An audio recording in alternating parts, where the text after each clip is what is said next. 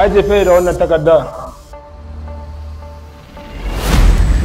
Kawai dama yanzu baki dan tsoro na a wannan makarantar ba. Tsoronka? Waye kai da zan ji tsoronka? Ni kika mara? Ina son ka sani kafin ka daki mutum ka fara sanin waye shi. Sa'annan ka yi tunanin waye zai zo ya taimaka masa. Ina son ka shiga tsakanina da ni da Rais. Domin yanzu muka gama yan mare-mare kuma ban san abin da zai faru nan gaba ba.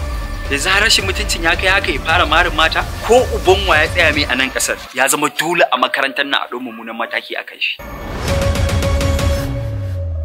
Abba! Abba! Abba! Ya muna class muna abu kuma kana tunani. Kwana biyu na rasa me ke damun Abba ne wai. Wallahi ni ma ban sani ba. Na kwana biyu yana sa kan shi a cikin damuwa. Haka ma Allah su wanda muka yi cikin makaranta. Da na tambaye shi abin da ke damu shi. Kin ga irin tsawon da ya mana. Khadija ta.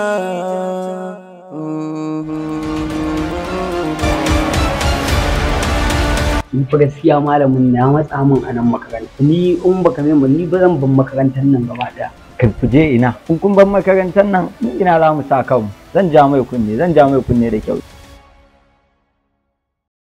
Khadija ta. Khadija ta ma kake da rashin mutunci ban sani ba. Kin ga dan Allah dan Annabi ki daina min maganar shashashan mutum. Sai na kashe ki. Talakawa kawai.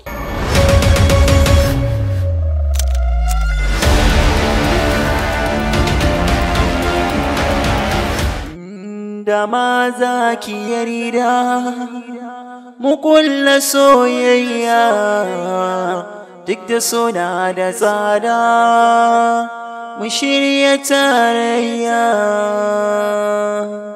Khadija ta